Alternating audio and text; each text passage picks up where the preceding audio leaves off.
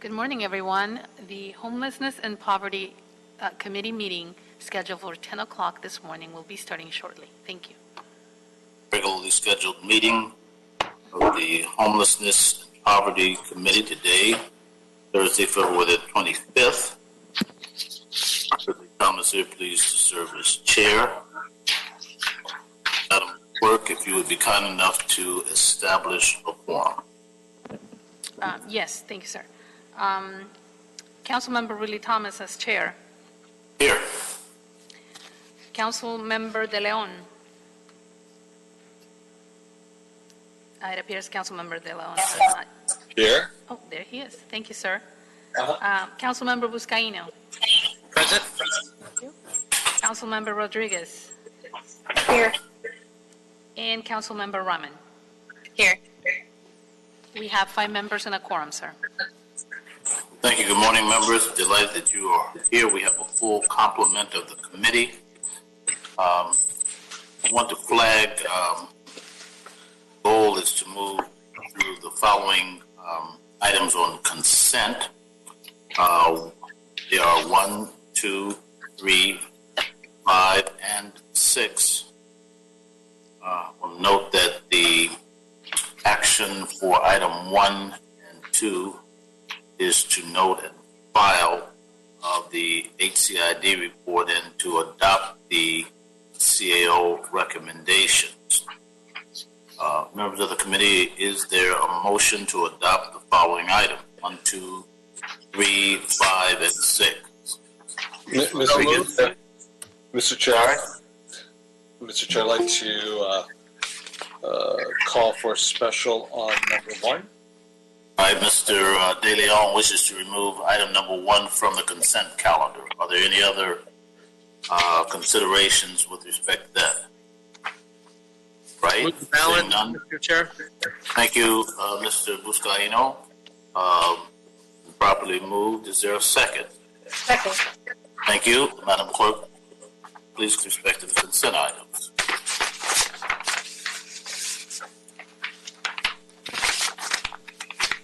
So, just to clarify, Mr. Chair, we are taking item number 1 out of the consent calendar. That would be correct. You would like me to proceed and read 2, 3, 5, and 6. Is that correct? Thank you, Madam Clerk. Yes. Okay, thank you, sir. So item number 2 is a City Administrative Officer and Los Angeles Housing and Community Investment Department reports relative to a request for authority to issue tax-exempt multifamily conduit revenue bond for the Sherman Oaks Senior Housing Project located at 14536 West Burbank Boulevard. Item number 3 is a City Administrative Officer report on the State Homeless Emergency Aid Program, HEAP, 8th Quarterly Expenditure Report from October 1st, 2020 to December 31st, 2020, and reprogramming recommendations. Item number 5 is a motion, Cedillo Rodriguez, relative to a report on the winter shelter program sites and augmented winter shelter sites. Just for the record, I'd like to note that the Echo Park Neighborhood Council submitted a community impact statement after the agenda was released. And item number 6 is a motion, Blumenfield Ridley Thomas, relative to a report on the homeless housing and recovery program, including any policy changes and models that include housing and options for housing that support substance abuse recovery and housing retention policies, including feedback from people with lived experience. That concludes the reading of the consent items, Mr. Chair. Thank you, Madam Clerk. Please call the roll as is properly moved and second. Yes, sir. Councilmember Ridley Thomas as chair. Aye. Councilmember De Leon. Aye. Councilmember Buscaino. Aye. Councilmember Rodriguez. Aye. Councilmember Rahman. Aye. Thank you. These items are approved. All right, thank you. Before we proceed with public comment, I want to note 2 friendly verbal amendments from the chair for items 7 and 11. For item number 7, just simply want to move to amend HSID and HACLA, that they further move that the involved departments initiate the solicitation process for new sites in anticipation of the next round of Project Home Key funding, including vetting additional room key sites that could transition to home key sites. That will be for the record. And with respect to item number 11, we want to amend. Sorry? I just didn't hear the amendment for the seventh one. For item number 7? Yes. A friendly amendment not to be adopted. I'm bringing it on the record. That's the intent for the benefit of those who are going to comment by way of public comment. Got it. I can read it again if you'd like, Councilmember Robin. No, that's all right. I'm happy. We're going to discuss it later, right? Right. Yeah, that's fine. Thank you. Yes. And for the record, for the benefit of those in public comment, we want to, on item number 11, amend to include the LA County Housing or Health Outreach teams in the report back and include data on the number of people expressed interest in housing services and the average amount of time it takes to place individuals into housing and services. Those are the amendments that we hope that will help clarify matters and proceed from that point now to public comment. We have a representative from City Attorney's Office with us who will then guide us. Please proceed, Ms. O'Neill. Thank you, Mr. Chair. To the members of the public calling in, when it is your turn to speak, please state your name and which of the agenda items you would like to speak on. You have 1 minute to speak on one agenda item or 2 minutes to speak on 2 or more agenda items. In addition, those who would like to address the committee with general public comment will be provided 1 additional minute for a maximum of up to 3 minutes per person for all agenda items, including general public comment. We will inform you when your time is up. When speaking on the agenda items, you must be on topic. Our goal is to get through as many speakers as we can. If you are not speaking on topic, or if we cannot tell whether you are speaking on an agenda item, you will get 1 brief warning from the city attorney or the chair. If you do not immediately get clearly back on topic, or if you again stray off topic, you will forfeit the rest of your time and we will move on to the next speaker. We will take up to 40 minutes total of public comment today. Please press *9 to request to speak. As soon as you hear someone address you on the phone, please press *6 and state your name and state which agenda items you would like to speak on. Thank you for your cooperation. All right, thanks very much. We'll proceed now to the items before us with respect to public comment. Note that the clerk will read the instructions before callers do so. And Madam City Attorney, I'm aware that we will take up the consent item and vote pursuant to public comment on conclusion of so. So we're in good shape for the shape we're in. Thank you very much, Madam City Clerk. Thank you, Mr. Chair. Members of the public who would like to offer public comment on the items listed on the agenda should call 1-669-254-5252 and use meeting ID number 160-431-9380 and then press pound. Press pound again when prompted for participant ID. Once admitted into the meeting, press *9 to request to speak.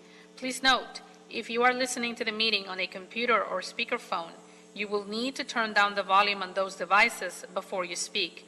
If you do not turn down the volume, there will be an echo. Again, once admitted into the meeting, press *9 to request to speak. Thank you, Mr. Chair. That concludes the remarks. All right, thanks very much, Madam Clerk. We're ready to take public comment. May we have the first speaker, please? Caller with the last four numbers ending in 4720, please press star 6 to unmute yourself. Please state your name and the items you wish to speak on. I'd like to make a general comment. I am an Angelino, and I wanted to say that the notion that the best way to help our unhoused neighbors during a pandemic is to withhold compassionate, safe, and clean streets and other basic public health and safety services has failed our entire city. In Venice and other parts of Los Angeles, the city's hands-off approach has allowed gangs to infiltrate encampments, prey upon our most vulnerable neighbors, and terrorize communities. The unhoused have become victims of predatory drug dealers, sexual assaults, and violent attacks. We see them occurring in broad daylight throughout our neighborhoods in our area. The city of Los Angeles has been negligent, endangering the health, safety, and well-being of all citizens, especially the most vulnerable. Please resume the CARES Plus cleanups in all council districts of Los Angeles. The decision to stop CARES cleanups has and will continue to harm those living on the street. Unhoused Angelinos will continue to be exploited and victimized by opportunistic criminals, gangs, and drug dealers. The death, pain, and suffering due to lack of services, sanitation, and proliferation of criminal activity is a direct result of lack of common sense and leadership. The Los Angeles City Council needs to step up, partner with all city and county service providers, and treat this as the emergency it is. A gateway to permanent housing, trauma, addiction, mental health services, career opportunities, and education must be implemented now. You must prioritize the restoration of safe streets and clean neighborhoods for all Angelinos. Thank you. We thank you for your testimony. We'll move to the next caller, please. Caller with the last four numbers ending in 6068, please press star 6 to unmute yourself. Please state your name and the items you wish to speak on. Caller with the last four numbers ending in 6068. Hello. Yes, hi. This is Richie Serdenko from People City Council. I'd like to speak on items 7, 8, and 11, please. You have 2 minutes for the items and 1 minute for general public comment. You may begin.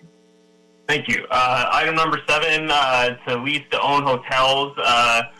Contact all hotels and motels in the city to determine if they meet the aforementioned criteria and determine if any of them are willing to participate in a lease to own program.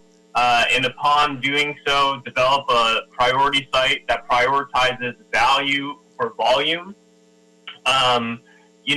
This is something that we support, and you should upvote.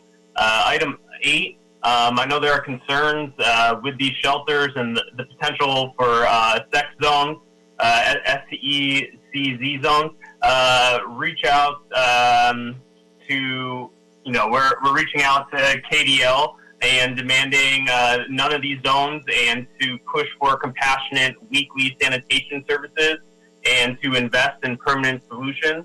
This is similar to item number 11, where, this idea that service resistance is a thing is a myth. This is from Carets and Buscaino. Buscaino's office was out at a sweep in Harbor City today. There were police there. Unhoused residents had their belongings taken from them. This is what is happening in your district, Joe. It's a very inhumane thing, and you cannot honestly believe that you are working for the better of the people in your district when you are sweeping and displacing them. Service resistance is fake, and how could LASA report on that? People reject services when they have limited options. This kind of report should measure what you are offering people rather than what they are rejecting.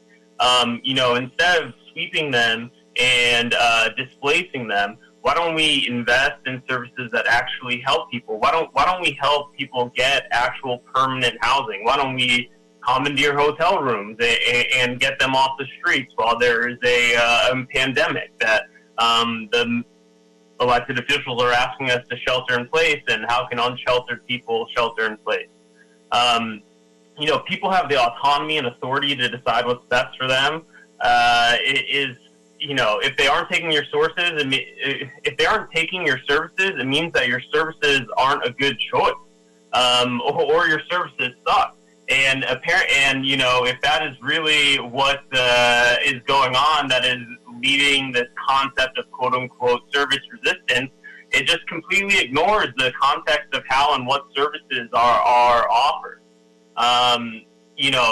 This committee is full of people like MRT, Councilmember Rahman, that actually care about, KDL. You actually care about solving this issue.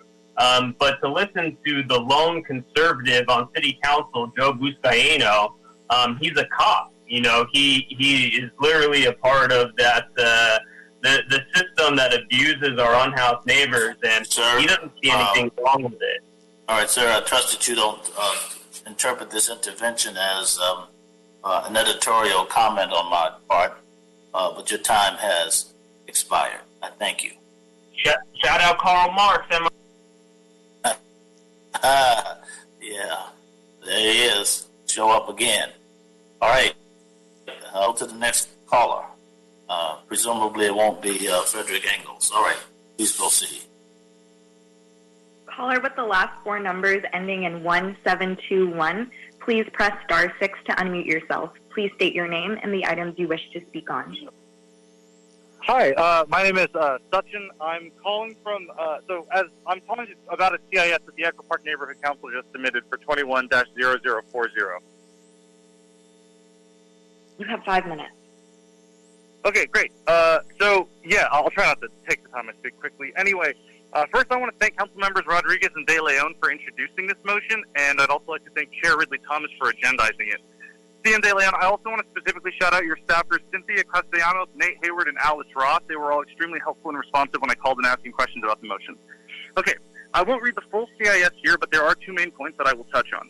The first is that a lease-to-own model is an extremely important thing to be talking about because it addresses the question of what happens after Project Roomkey. As you all know, FEMA funding is currently set to end in September. By prioritizing hotels and motels based on a lease-to-own framework, y'all can not only ensure a long-term option for people experiencing homelessness, but you can also create an opportunity for us to leverage those FEMA dollars in a way that actually reduces acquisition costs down the road by having those leasing costs serve as a form of down payment. This is an extremely smart move, and I hope you will act on this swiftly. Finally, the motion crucially calls for the General Services Department to contact every hotel and motel in the city to determine their viability for this program. Given that the mayor is asking activists to help with this process shows that this step is something our city is woefully behind on. I'm sure that you are all aware, but I want to stress this fact again. A rapid and expansive implementation of Roomkey and Homekey is possibly the most effective way you can save the lives of unhoused Angelinos right now. I hope you act with all urgency that is appropriate for this moment, and that includes being willing to do what is right to save lives, even if it is against the interests of large developers and corporations for whom all that matters is the bottom line. Thank you. And a quick question, can I just give personal comment on item 11? You may. Okay, I'll just do it really quickly. I appreciate the amendments that were made, and I'm against the idea of trying to measure, quote, service resistance. But if you all are going to do that, I'd be curious to see the uptake of services when it's offered by someone like a case manager versus someone that is an armed officer. And I would also be curious to hear if services are requested at the time that others are not taken up, potentially because of distrust or a variety of very reasonable reasons. So anyway, thank you all so much. Thank you very much. We appreciate your call. We'll take the next caller, please. Caller with the last four numbers ending in 8983, please press star 6 to unmute yourself. Please state your name and the items you wish to speak on. Good morning. Can you hear me? Yes, I can. Okay. Yes, my name is Yvonne Michelle Autry. I'm an active core member of Los Angeles Community Action Network and also the Women's Women's Action Coalition. So we're calling on behalf of the women who have yet to be housed, urging, of course, the city to immediately provide the housing. I'd like to, see, I have my comment here. Okay.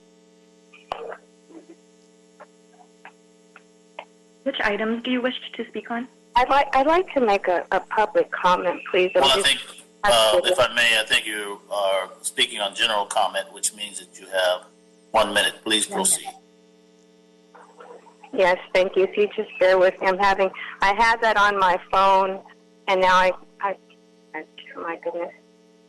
Okay. Despite official acknowledgments that systemic racism is driving homelessness, Black people continue to be overrepresented on the streets of Skid Row, and most importantly, people are still dying from lack of housing. A year after the pandemic brought our city to a standstill, very little has been done to end homelessness, protect our community, and save the lives of the most vulnerable Angelenos. And acknowledging the disproportionate number of Black women in Skid Row and the dangers of unhoused women that we face, the mayor pledged to house 100 women via Project 100, which launched in October of 2019. Nearly 1.5 years later, on February 10, 2021, he realized this number was too small and declared an expansion of Project Room Key, 300 more rooms, 100, if you could let me finish. Well, your time has expired, ma'am. Would you wrap up, please?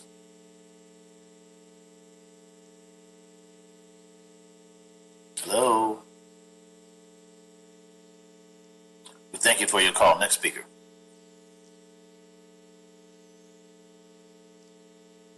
Caller with the last four numbers ending in 7543, please press star 6 to unmute your. Please state your name and the items you wish to speak on. Good morning. Good morning. Thank you for having me today. My name is Lionel. I'd like to make a general public comment, please. Okay, thank you, Mr. Mark Ridley Thomas. Calling to encourage and support of housing the unhoused folks, and including the San Fernando Valley, because I'm a Valley resident and there are homeless individuals living in our streets here and the Valley as well, not just in LA. And I would also encourage the city, in addition to providing housing to unhoused neighbors, to provide other services, drug and alcohol rehabilitation, and there are people out there on the streets that I have witnessed on my own personally. I have witnessed that they're suffering mental breakdowns or intellectual disabilities, and many of them are unemployed because they become homeless and unemployed because of those mental and intellectual disabilities. So they need to somehow find a way to get their health back in line. All righty. Thank you for having me. Thank you for your call. We'll take the next caller, please. Caller with the last four numbers 7186, please press star 6 to unmute yourself. Please state your name and the items you wish to speak on. Hi, yes, my name's Alex from CD10, and I'm going to be making a general public comment. You have 1 minute. You may begin. Good morning, everybody. I hope you all saw yesterday that the mayor told regular citizens that it was their jobs to find hotels to house people, which was such an idiotic and insane thing to say. Last time I checked, all the work that I do for the unhoused, I don't get paid for, and I do it because y'all aren't doing enough to make it happen. Joe is even proposing to call an encampment a public nuisance and fight with the Metro. Do you know how to get that encampment to go away? You seized the hotel. You put all the people in hotels, which it's been 35 days and you haven't done it. The LA Hotel Association even said that they welcome it, that they want to bring these people in so that they can be safe. But I think some of you aren't doing it because if you don't have this boogeyman to blame all your problems on in your district, then all the people in your district would realize that you're the real problem. So do something about it. You are the reason that these people are dying, 5 people a day. I spoke with someone in Shadow who got stabbed and therefore qualifies for a hotel room. But if he can't charge a cell phone, how is he supposed to call the number LAPD gave him? No one will reach out to people in Shadow except for us. Your 60 seconds have been exhausted. We do thank you for your call. We're going to take the next caller now. Thank you. Mm-hmm. Caller with the last four numbers ending in 5318. Unmute yourself. Please state your name and the items you wish to speak on. Hi, my name is Gina Viola, and I'd like to speak on items 7, 8, and general public comment, please. You have 2 minutes for the items and 1 minute for general public comment. You may begin. Thank you. Item 7, lease-to-own hotels. This is a no-brainer. Please, I implore all of you to give that an upvote. Absolutely. Item number 8, tiny homes, which will then result in a sweep zone. Please, you have to consider doing something different. Continuing to do more of the same is insanity. We have thousands and thousands of people living on the street. What we're doing isn't working. I organize with White People for Black Lives and Hollywood Street Watch. I'm very committed to racial justice and equity in our city. As a member of the Hollywood Street Watch team, I spend every Wednesday morning out in the Schrader sweep zone to help my houseless neighbors from being terrorized by sanitation and often the LAPD during these horrible sweeps. I've gotten to know many of the residents who live on the street there. LAPD's constant harassment and displacement of these folks have found them now to be mostly concentrated on Selma Avenue. This is blocks from the Schrader Bridge Home FEMA-like tent. That tent has been under quarantine almost the entire pandemic, and I'm told that the conditions inside it are horrid. Yet sanitation comes out once a week to clean the streets around this location. They show up with as many as 10 to 12 commercial trucks, including a bulldozer that I have not seen used in months, as well as dozens of workers that stand around while a few hardworking sanitation folks collect trash in the area. It's an obscene showing of city dollars to do very little. All the while, the houseless residents are pleading with any LASA workers that do show up for housing. I see this week after week. The current iteration of these sweeps is useless, cruel, and dangerous. I argued with one care worker yesterday who refused to even put on a mask. Dante, he begged for housing yesterday, said he would even go to Palmdale. Wolf has told me time and time again he wants housing and doesn't know how much longer he can survive living on the streets.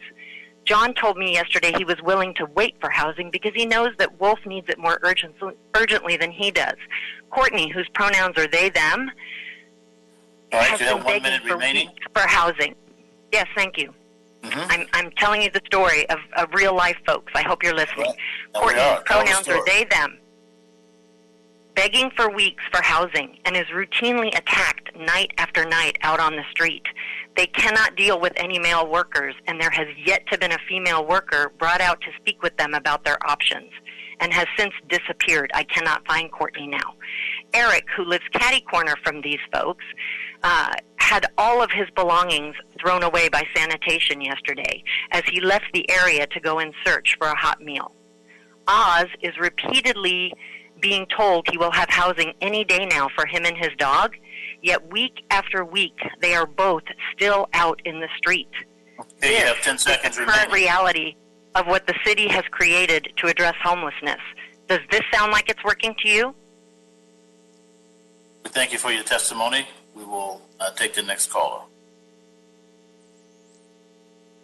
Caller with the last 4 numbers, 5206. Please press star 6 to unmute yourself. Please state your name and the items you wish to speak on.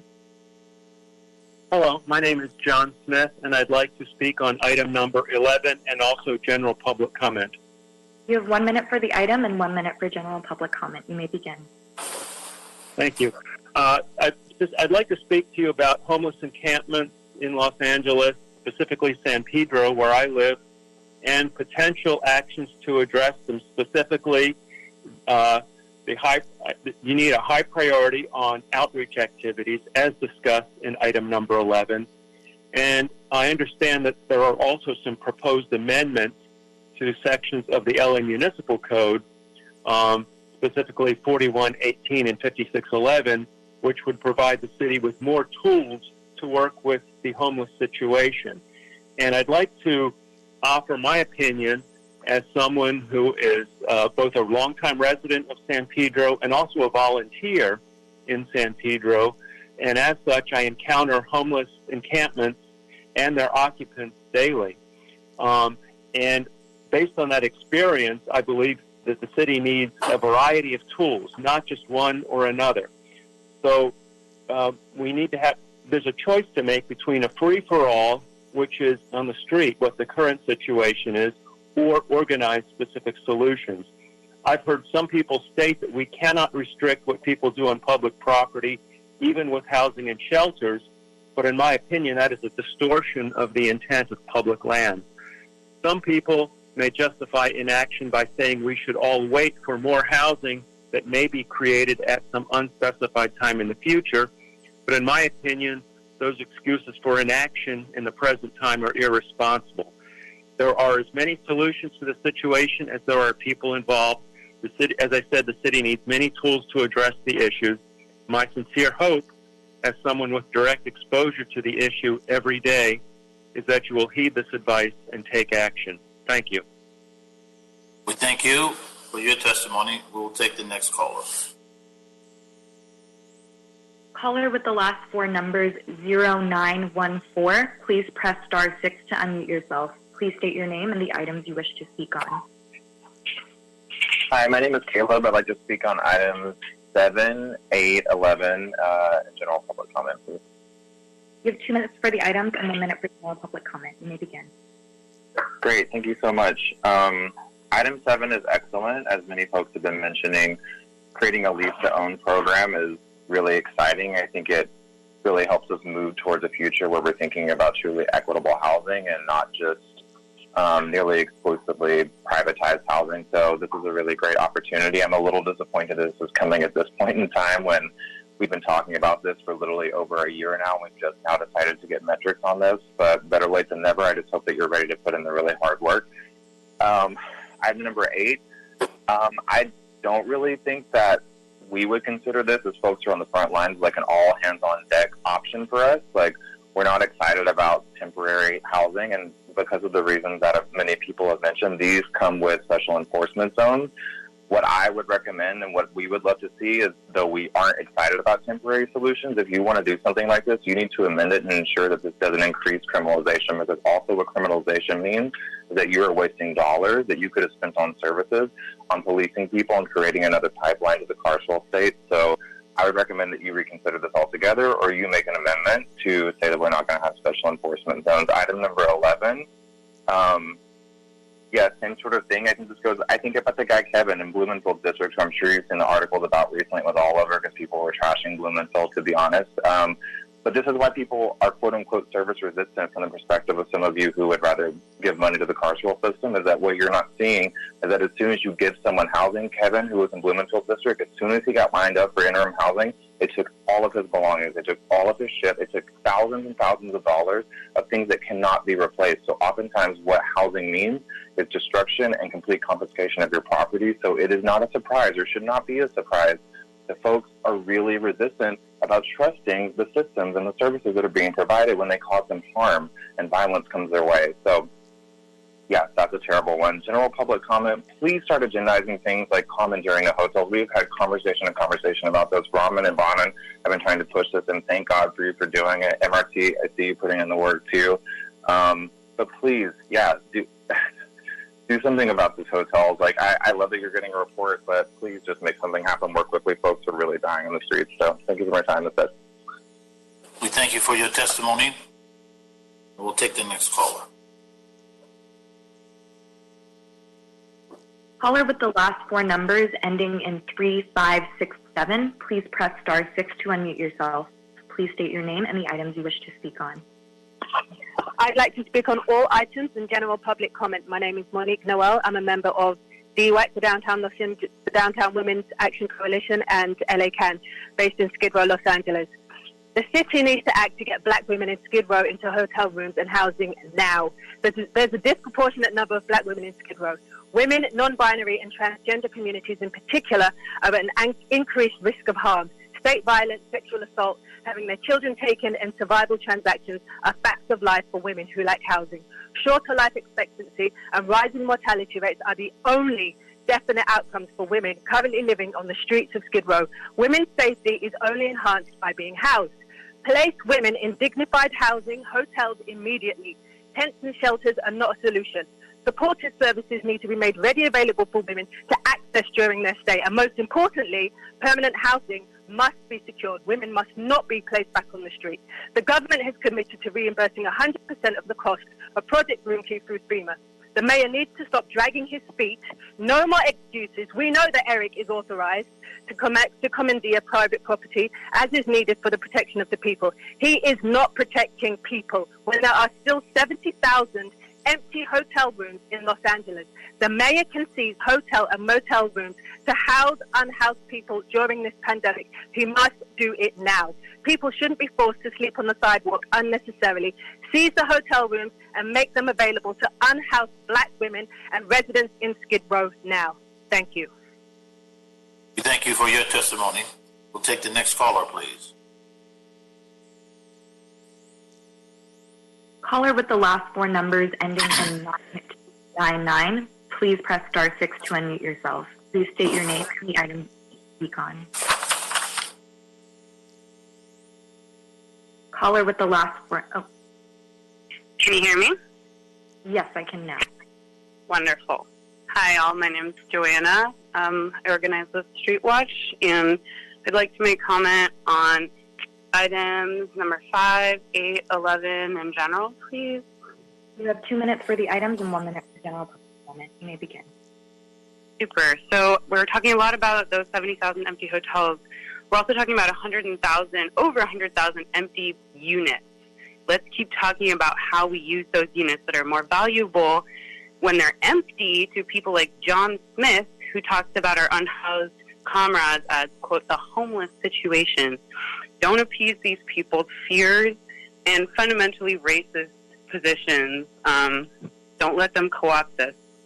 It's going to bring me to item 8, Kevin DeLeon. I do appreciate you putting pause on some of the out-of-touch funding models that have been proposed through the city, in Skid Row especially.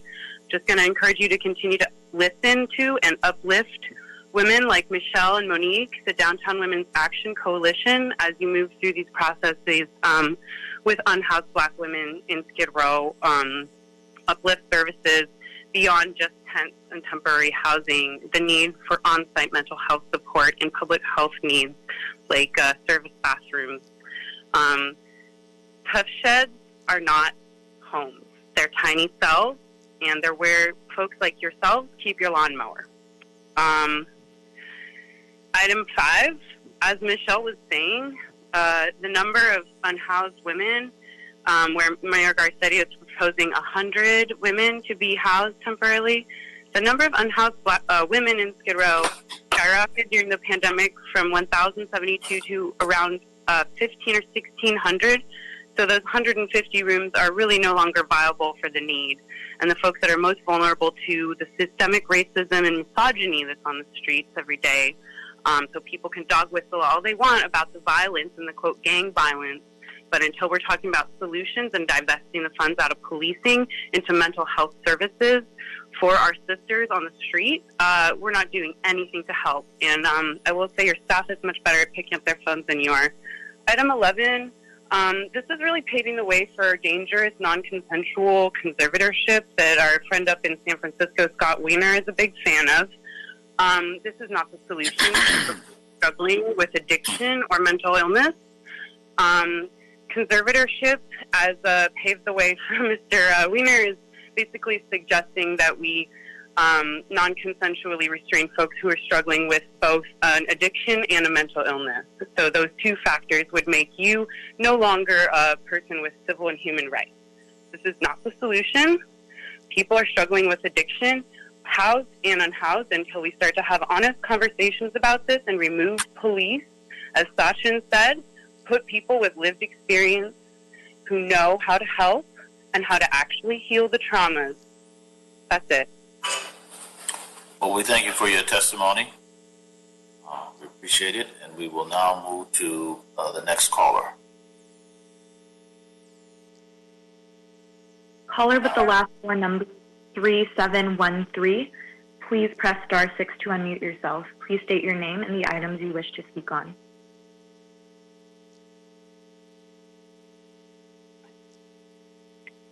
Hello? Can you hear me? Can. Yes, we can hear you. Okay, great. Okay. I'm Rosie, and I'm a turtle from the LA River, and I'll be speaking about 11, 6, and 7. But first, I'd like to make a comment. to Mayor Eric Tortellini and the LA City Council. It's an honor to be speaking to some of the heroes that unanimously banned single-use plastic so that turtles like me could live longer. So I just wanted to beg you to please listen to unsheltered constituents of yours and love them like you love turtles. I can tell that you didn't speak to any turtles when you decided to ban plastics, because if you had, you would be aware that when plastics were invented, it actually saved turtles. Turtles were being slaughtered for their shells so that knickknacks could be made. And when plastics were invented, they stopped getting killed. They stopped getting brutally evicted from their shells, which was what was making them live such short lives. And if you wanted to express solidarity with turtles, you could just not evict us from our shells. And that would be a step in making us live longer. If you do not do this, you will be in trouble with the Turtle Survival Alliance, and you will be responsible for making turtles endangered. And so your motion to ban plastics were performative, and ultimately your other motions are basically harmful because they have no unsheltered turtle input. You need to inform yourselves with what's making turtles die, and that's eviction. If you were to put an eviction moratorium for unsheltered turtles on the next agenda, it would show solidarity with turtles. Now, the thing is with plastics, you don't need to ban them in order to just empty the trash cans on the LA River. The LA River had trash cans that Ma'am, did you not have 15 seconds remaining. until a homeless lady discovered herself that the nonprofit tasked with emptying the cans had been inactive for a year. So if you want to help turtles, give us an eviction moratorium. Otherwise, you're contributing to 5 to 6 deaths of turtles per day. Thank you. Thank you. We'll take the next caller, please. Caller with the last four numbers 0809, please press star 6 to unmute yourself. Please state your name and the items you wish to speak on. Yes, hi. My name is Dora Gallo, and I'm with the Community of Friends, and I'm speaking on number 1. You have 1 minute. You may begin. Yes, hi. I'm with a Community of Friends, and our nonprofit has one of the permanent supportive housing projects that's on the list for a support letter from HCID. It's the Lorena Plaza project. Lorena Plaza has had a very long history and has faced many challenges, but along the way, we have gained much support for the project, not just from the Boyle Heights community, but citywide, including from the League of Women Voters, the Veterans Foreign Wars, SELA, Rainbow Services, and the Swastiks Homeless Coalition, among 44 entities that have signed on in support.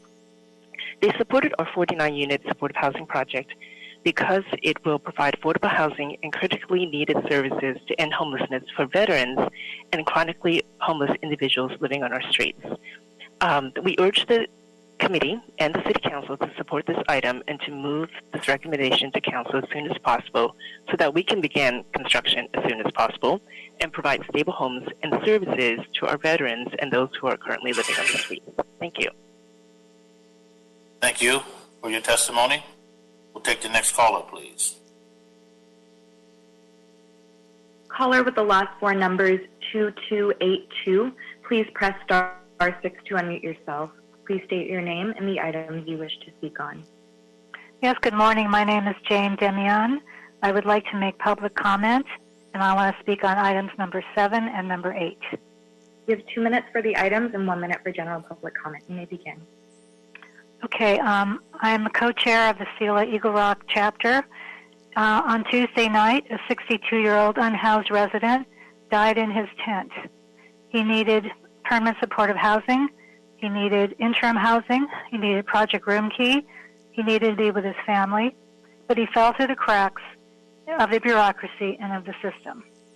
We have been visiting him for over a year and a half, advocating for him repeatedly, and yet he died in his tent alone.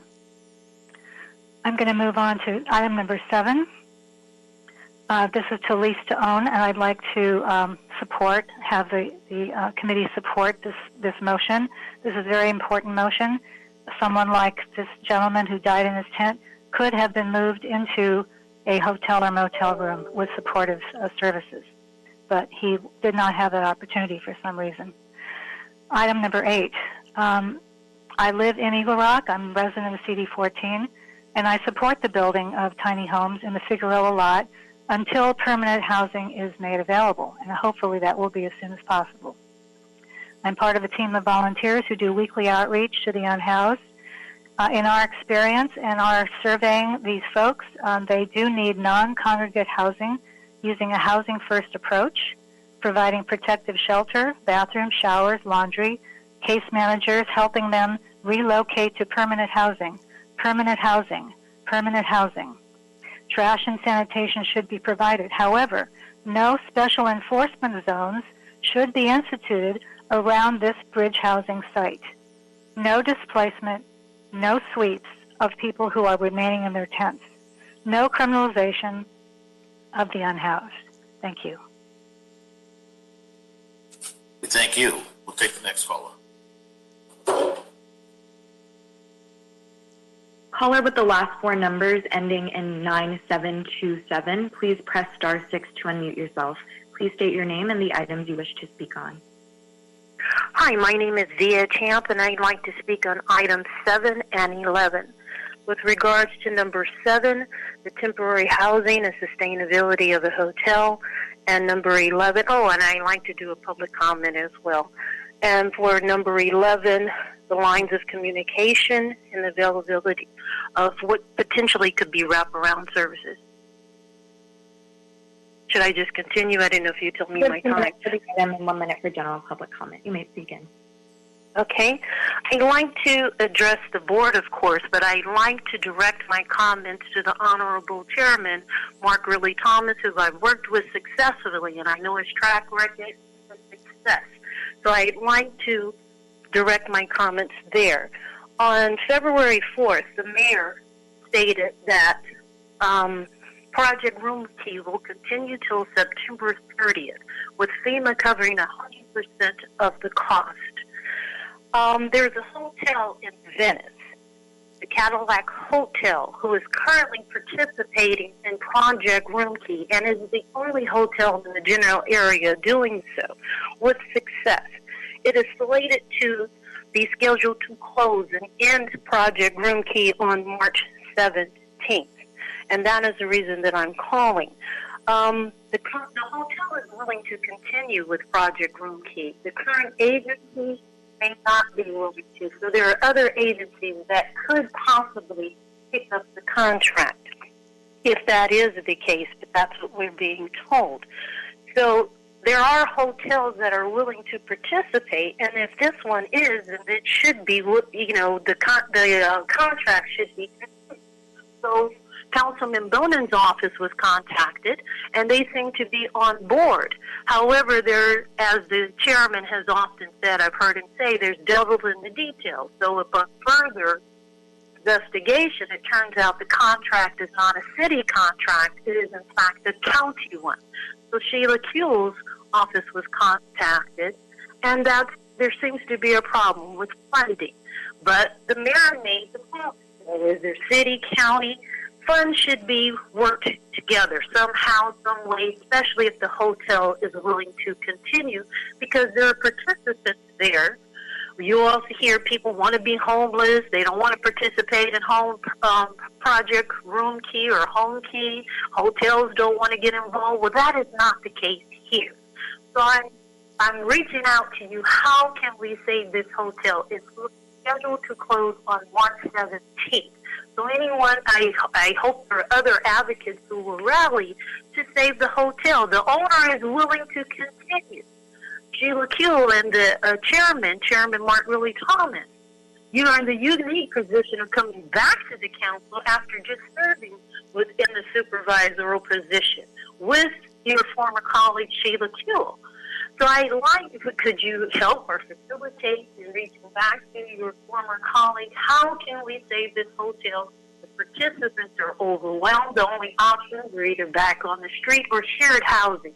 We're in a pandemic. Right. Shared housing. Right. Shared. We thank you very much For your testimony. Okay. Your time has expired. Help is on the way. Thank you. Next caller.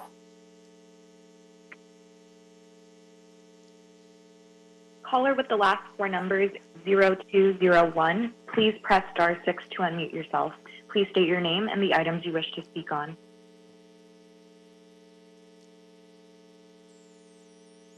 Caller with the last four numbers ending in 0201, please press star 6 to unmute yourself.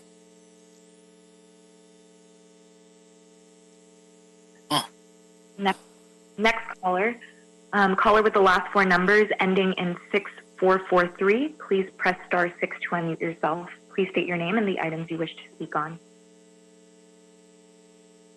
Hi, my name is David. I wanted to speak on, I think it's number 7 and general comment, if I could. Yes, hello. This is Eric. I have one moment.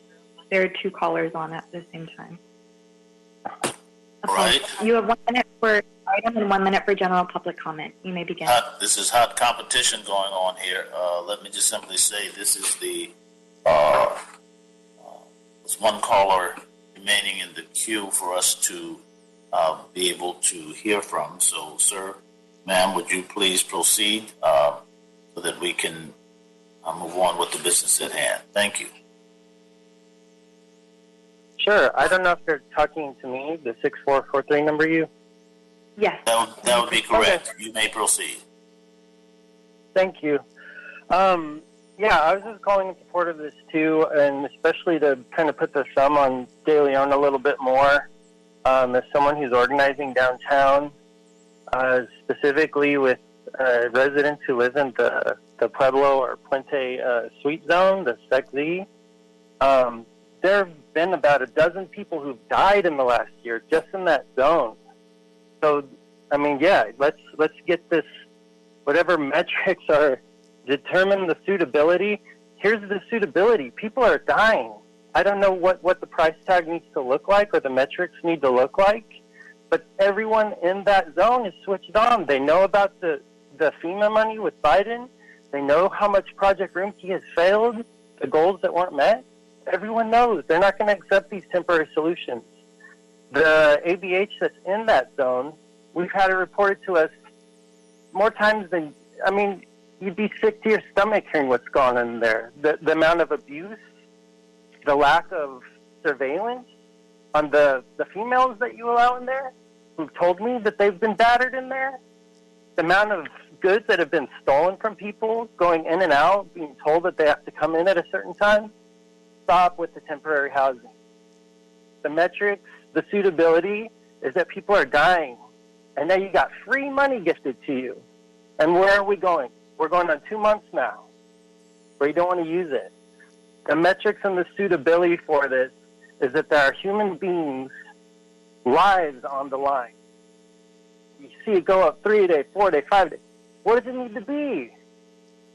You got activists yelling at you every week. Just do something. You have 10 seconds remaining, sir. Okay, well, you can have the 10 seconds. We thank you for your call. Thank you. Indeed. Our last caller. Caller with the last four numbers ending in 2281, please press star 6 to unmute. Please state your name and the items you wish to speak on. Caller with the... Go ahead. Hi, can you hear me? Yes, and you're the final caller. Thank you so much. My name is Naomi. My name is Naomi, and I'd like to speak on item number 8. I'm a Highland Park resident from CD14, and I am concerned about SEC zones potentially being implemented with the installment of the tiny home shelter. You know, they can be violent, traumatic, and result in loss of important belongings like IDs and phones that allow folks to get connected to critical services. And surely the shelter can be built without these zones and with the inclusion of compassionate weekly sanitation services. I also hope Councilman De Leon's team is also prioritizing reaching out to the unhoused community of Highland Park to hear their feedback and what their most pressing needs are. And finally, I hope you'll consider prioritizing permanent housing solutions as opposed to just temporary interim shelters.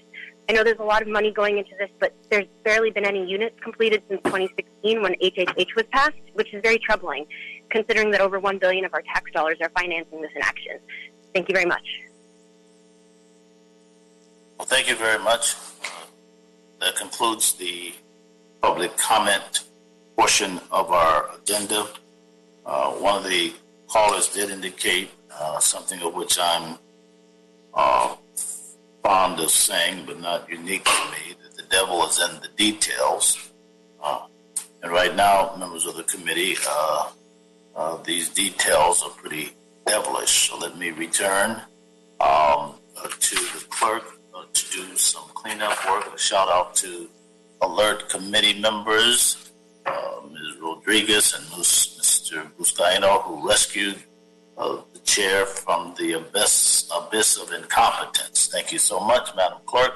Let's review the items that are before us so as to dispose of the consent committee, consent calendar in the proper way so that the city attorney won't fire me. Thank you so much, Madam Clerk.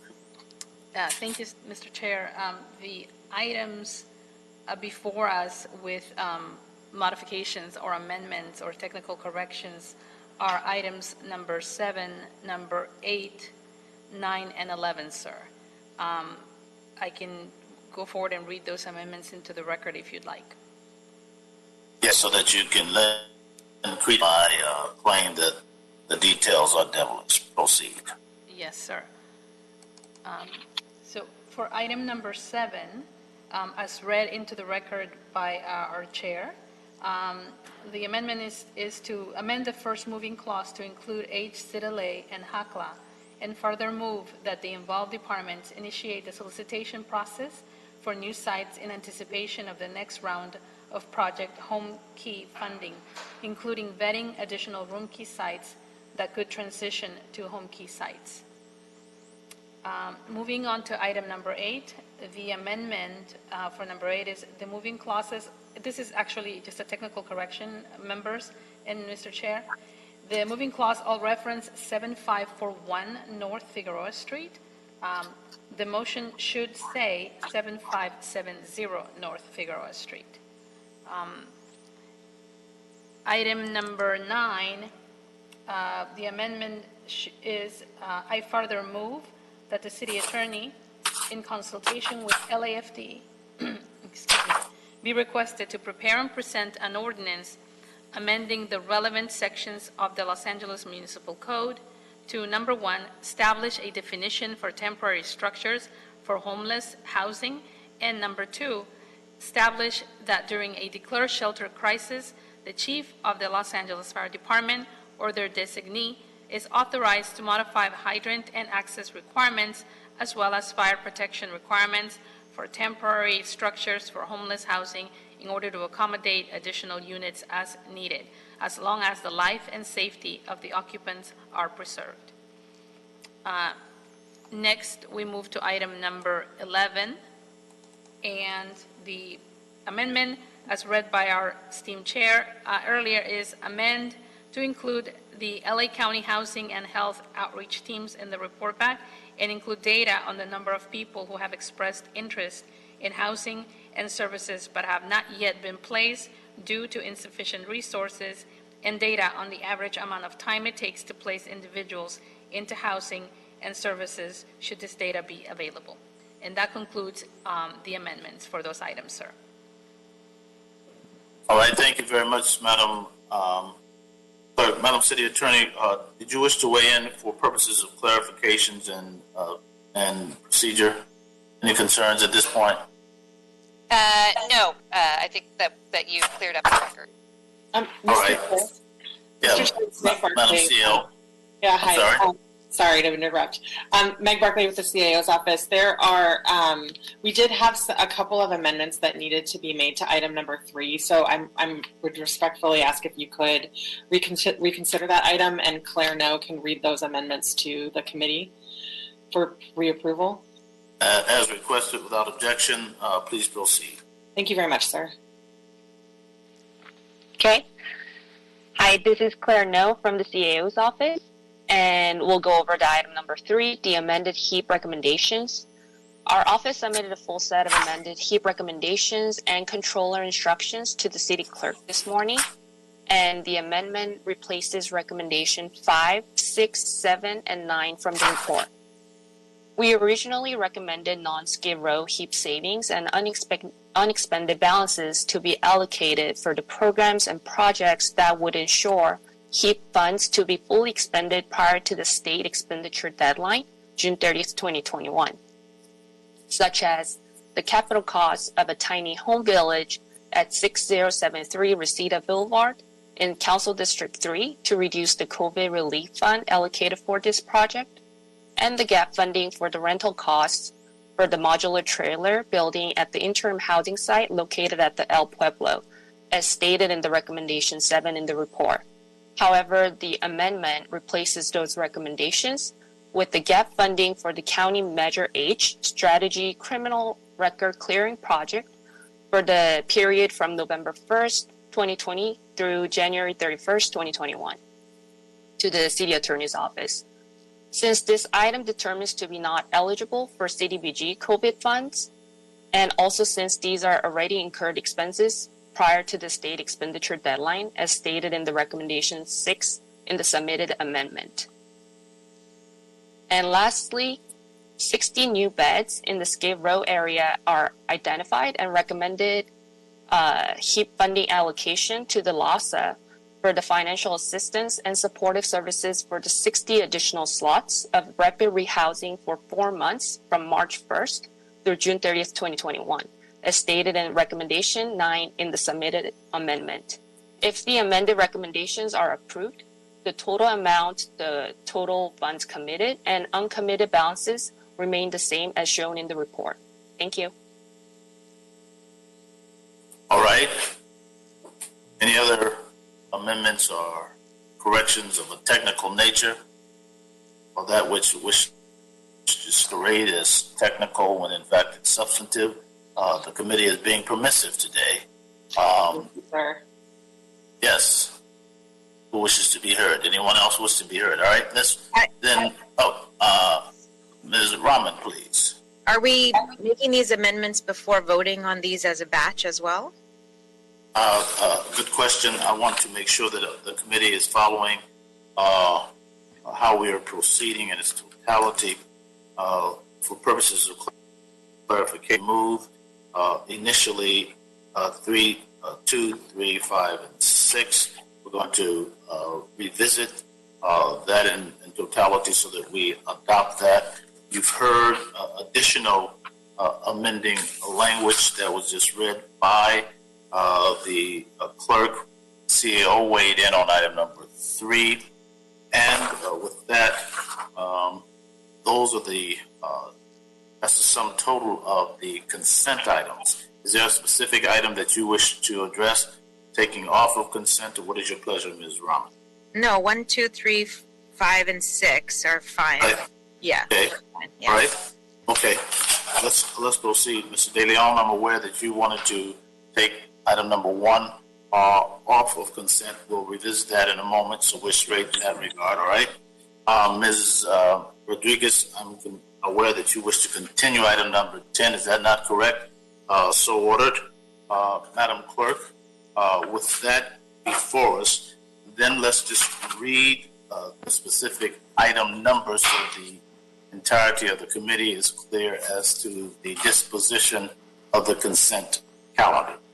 All right? Yes, Mr. Chair. From the top. Thank you.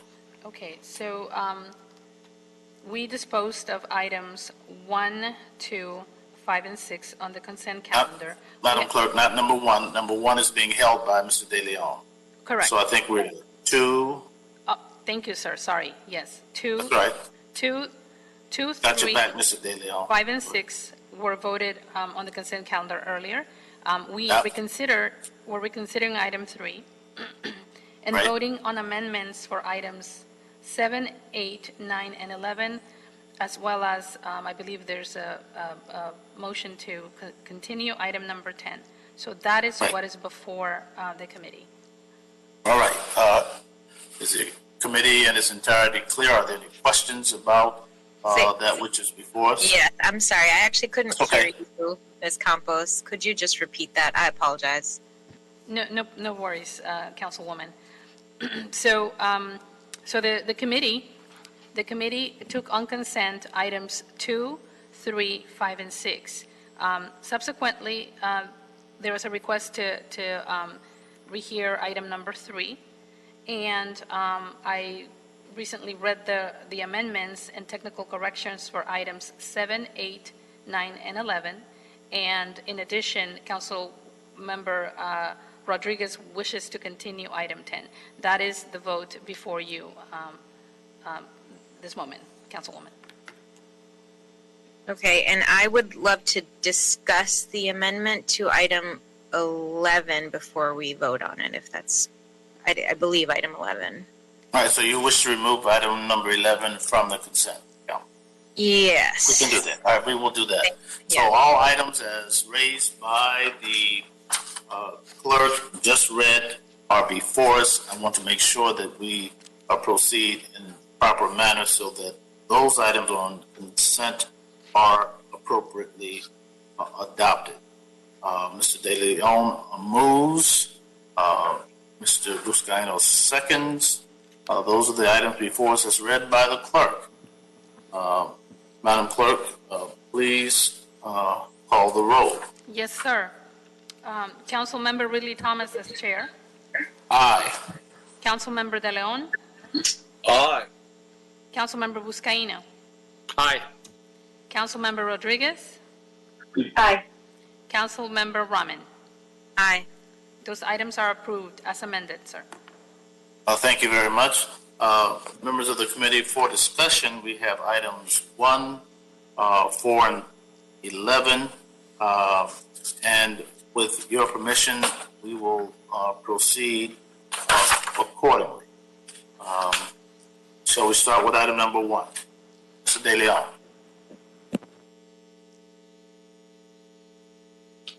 Thank you very much, Mr. Chair, for file item number 1. A couple things. While I want to see affordable housing built as soon as possible, I have major concerns about the per unit cost for 2 projects, which, by the way, are in CD14. The first project, Lorena Plaza, built by a community of friends, the per unit cost is $700,000. The second project was Lidios by ELAC and Bridge Housing. The per unit cost is $760,000. Now, $760,000 can fetch a 2-bedroom single-family home with a yard in El Sereno, to put this in context. My question for HCID is, what is HCID staff doing to vet projects on cost basis when they're applying for funding? Is there any threshold that is used to determine when a project cost is too high, even if the request of city funding is not overly high? And for the developers, I'm extremely concerned that these costs are very high. I've read countless reports on many projects why the costs are so high, whether it's addition of parking, community demands, but I've seen projects at $500,000 per unit with similar concerns that are substantially less expensive. So what have the developers in this case done to cut costs, and can they actually still bring the number down even more so are my questions. So one, obviously for HCID, with regards to, is there weighted formula systems, if you will, scoring that weights heavily in the negative side if a project is extremely viewed or perceived as expensive. And then obviously my questions for the developer if they're online. All right. HCID in the House. Yes, thank you, Mr. Chairman and Councilmember De Leon. Ann Sewell, General Manager, Housing Community Investment Department. So both the projects that Councilmember De Leon is asking about are projects on Metro land. Lorena Plaza is famous, perhaps infamous, in its 4-year history of struggle with the city to get this project approved, and it includes all those things that the council member referenced as cost drivers. Its total amount of city subsidy is only $60,000 a unit, and it has significant investments from the state of California and other sources. but it has cost elements that are brought about both by the 4-year, history of trying to make it through the Planning and Land Use Committee, and by the history of some CEQA lawsuits. The City Council actually included in the entitlement document by motion as we were sending this project through as part of that struggle, that it would provide an extra set of parking spaces, about 39 parking spaces over what would normally be required, which works out to a cost of about $43,000 a unit. And Metro, well, and actually the council office, the previous council office and Metro required additional commercial space over and above what we normally would have in a project like this that adds about $87,000 a unit. So if we took those costs out, and looked at that, as well as the cost of remediation of an oil well that Metro will has included in its budget and is reflecting in the adjustment of the land cost, it would work out to about $572,000 a unit. Los Lirios is literally on top of a metro station, like literally on the plaza for a metro station, and so is engineered much more strenuously than you would normally see in a housing project. Both of these have requirements for commercial prevailing wage and project labor agreements on Los Lirios. So it has 2 layers of subterranean parking, additional parking that you normally wouldn't see in something that used the PSH ordinance or the TOC ordinance, which it would be eligible for. It has, again, on Los Lirios, in part because of metro requirements, 8,500 square feet of commercial space, which adds to the cost. It also has a tiny HHH commitment of $31,000 a unit and a older Affordable Housing Trust Fund commitment of $90,000 a unit for a total of $121,000. What we're asking the committee for this morning is not anything having to do with the funding of these projects. That's already been approved. Every round of tax credit allocations, we send support letters for projects forward for the ones that the city would like to have included in our geographic allocation. And so that's what we are requesting this morning, is the approval for those support letters. And we're also requesting authority to deobligate $5,800,000 in previously committed home and HHH funds that will go back into the pots to do other projects, because collectively these projects have been so successful in bringing in more money that it from other sources that it will benefit the overall pot. All right, thank you. Mr. De Leon, are those responses satisfactory? Satisfactory? They are what they are, especially with regards to Metro. 6 years in the making, Mr. De Leon, correct? 6 years in the making. 6 years, obviously I think we would agree collectively, way too long. I will say one thing, and then I'd like to provide an amendment that I think everyone would surely agree upon. The prevailing wages or the PLA, I think that we all want good wages for folks, and I think that's important. I think that, for example, Los Lirios, I'm just looking at my notes here, when we talk about the 121 per unit, which is a combination of HHH and the affordable housing managed, pipeline combined funding, is if labor costs for this project is 15 to 20% overall, if we remove labor costs, if we just eliminate them altogether, PLAs, this project would still be $600,000, which is still an extreme amount of money, truth be told. I think that we want labor. We just got to figure out, obviously, in the future, with future dollars coming down the pipeline in terms of housing, how we work closely with Ann and others to sort of kind of start, lowering these costs quite dramatically. With Metro, I wish I was there earlier, Ann, to pick up the phone and call Phil, and I know that our chair has a relationship as well to, why are you charging us money? It's taxpayer money, it's taxpayer property. Ultimately, at the end of the day, this is the social mission. stop charging us this amount of money and we do a swap of some sort. That type of creativity. But it is what it is, obviously, right now. We're not going to be able to do much about it, given the circumstances right now. And, not to be presumptuous, but obviously we're going to give you the approvals that are required for them to receive the funding to move forward. The question I have here is, You did indicate that you had an amendment, Mr. De Leon, and then I'm going to recognize Mr. Buscaino. Okay, the amending motion is request, and I'll read it here. I got it here. Is for any future reports on affordable housing projects that both HCID and the CAO's office clearly put at the beginning of any report, the total project cost, the amount and source of each city funding source, as well as the cost per unit of the total project cost and the cost per unit for all city sources. I'd like to ask that HCID and CAO work with the clerk to see how this information can be best listed in the description of any item on committee or council agendas. I think it works well for all council members, for all staff of council members, so we have sort of kind of a disclosure act, if you will, up front, so we can sort of pinpoint, so we don't have to, it's all the time.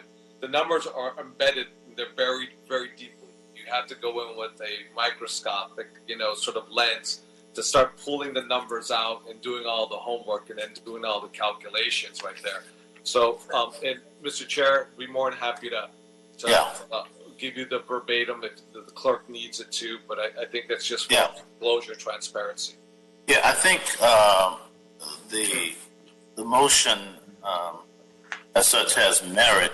I'm not sure that it should be tagged on as an amendment to this. It strikes me as being substantive enough on its own that it probably should stand on its own and be brought in so that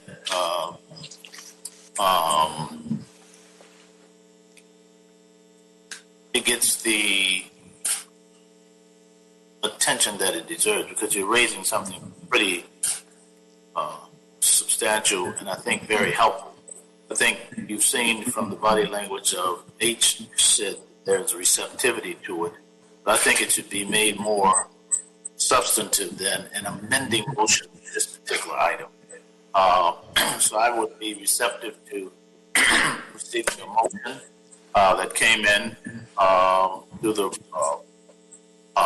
regular processes to do it with reference to the fact that this is forthcoming. I think that would be better for all of us. Whatever is your pleasure, Mr. Chair. Yeah, but I think it's a good thing. I think it's a good thing. Mr. Buscaino. Yeah, thank you, Mr. Chair. Quickly, and I appreciate Mr. De Leon continue to raise the issue of price per unit. We've been struggling with this over the years here. But Ms. Jewell, quickly, question for you. And based on what we're seeing and our observations, the more requirements we place on a project, the more expensive the project becomes, correct? That's correct. Reflect that she's nodding her head yes. Okay. Sorry. Yes, Councilmember, that's correct. Okay, so in this case... restate your question again so that we can cause her to nod her head affirmatively again. The more requirements we place on a project, the more expensive the project is, correct? Correct. In this case, you got parking requirements, PLA, CEQA, Metro requiring commercial development at the bottom. So my point, members, Mr. Chair, if I may, is we have to continue to look at out-of-the-box projects, be innovative housing models such as urban awnings, where it is cost savings, including the ability to bring in labor partners such as Carpenters Union to define these types of projects and expand those projects so that we can save costs and move quickly, 4 times cheaper, 4 times faster, into solving this crisis that we're experiencing here. Well said, Mr. Buscaino. The question of innovation, before we get to Ms. Rodriguez is one that we reference with regularity in terms of housing with respect to homelessness and the like. But the real challenge is to reconcile innovation and cost effectiveness. Often innovations can lend themselves to deeper cost. I think that's part of the point that Mr. Buscaino is making. Time is money. Innovation could be cost drivers. So for those of us who are trying to sort through this and get to more cost-effective, high-quality, innovative projects, it seems to me that that's one of the indices that we should be focusing on. How do we be in cost containment on the one hand and accelerate our work in terms of innovation? Ms. Rodriguez, the floor is yours. Thank you, Mr. Chair. And I just, Mr. De Leon, I just want to commend you on this very swift effort in identifying this opportunity with respect to this project that obviously has been engaged in a little bit of a volley between the city and the county, or with Metro rather. So I think this is actually a very thoughtful move forward to address a concern that we all have with respect to cost per unit. But more importantly, I think even the amendment that you're proposing is just spot on for the purposes of really trying to, people get lost in the nuance of what resources are being utilized for the purposes of construction. And while, I think it's really important to be very clear and explicit what funds are being utilized for which purpose in these projects, particularly because if you look, we have no singular development type, if you will. When you're talking about, for example, because of a TOC area and the types of multiple uses we want to apply in locations like that, the implications of that project are very different from what it might be on a site that doesn't perhaps have access to public transit. And so I think this is a move in the right direction. I think, Mr. Chair, I think to your point, I think it also should stand on its own as part of this process. But I think, in terms of adopting this as part of this particular motion is warranted, but certainly stands to be part of a policy change that we apply to other projects in the future. So I just wanted to indicate my support and my appreciation for you bringing this forward. All right, thanks very much. Well stated, Ms. Rodriguez. Any other questions or comments on item number 1 at this moment before we move to dispose of the matter? I just have one. Yeah.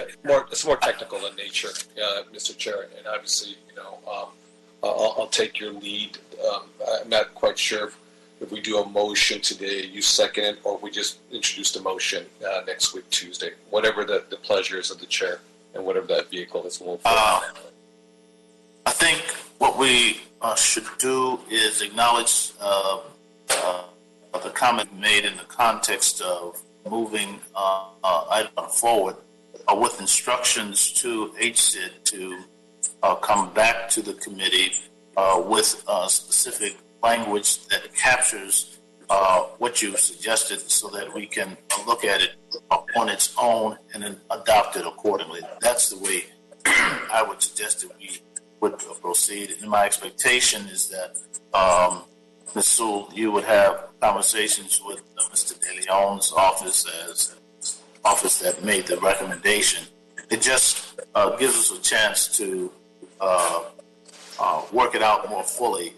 But I want to acknowledge the fact that it is being raised here and now, and then dispose of it in the right time frame. Is the committee comfortable with that? Yeah, we can do that. My staff will work with. But the file will note that it came as an advisory request from 14th District pursuant to this project, and then we're going to put it in a more fully develop context. It seems to me that the Housing Committee may want to take a peek at it as well. So I just want to make sure everybody is touching it. Sure, that's fine. And as far as I'm concerned, this is a collective effort. We just don't want to linger too long. It's a point. No, we don't. It won't linger. Ms. Sewell has assured us of that. It's not a hugely complicated thing. It is correct. It's an attempt toward greater transparency and clarity, both. And I think that speaks for itself. I just want to make sure that all of the clarity and transparency without it being a manifesto or dissertation. I think it's just a disclaimer that reduces itself to maybe a paragraph at the most at the top of each. So I get it. I think it's fully possible to do. Ms. Sewell, are instructions reasonably clear as to your homework assignment in this instance? Yes, they are. Thank you. Thank you very much. All right. Members of the committee, I assume that we are prepared to move forward on this. Mr. De Leon moves. Mrs. Rodriguez seconds. Madam Clerk, would you please call the roll on item number 1 as it is before us? Yes, sir. Councilmember Riley Thomas is chair. Aye. Councilmember De Leon. Aye. Councilmember Buscaino. Aye. Councilmember Rodriguez. Aye. Councilmember Rahman. Aye. Thank you. This is a unanimous vote. The matter is approved. All right. Thank you very much. We'll now move on to item number 4. And we thank you. The CEO has a presentation to be made in this connection. So, Ms. Barclay, would you please proceed? Members of the committee, please fasten your seatbelts. Mr. Chair, before before the CAO presents, I just want to point out that the presentation that CAO transmitted is up in the council file management system. Thank you. Well, thank you very much. It's in the file. Ms. Barclay. Do not disappoint. Ms. Barclay, the rules of this committee is that you have to unmute yourself in order to be heard.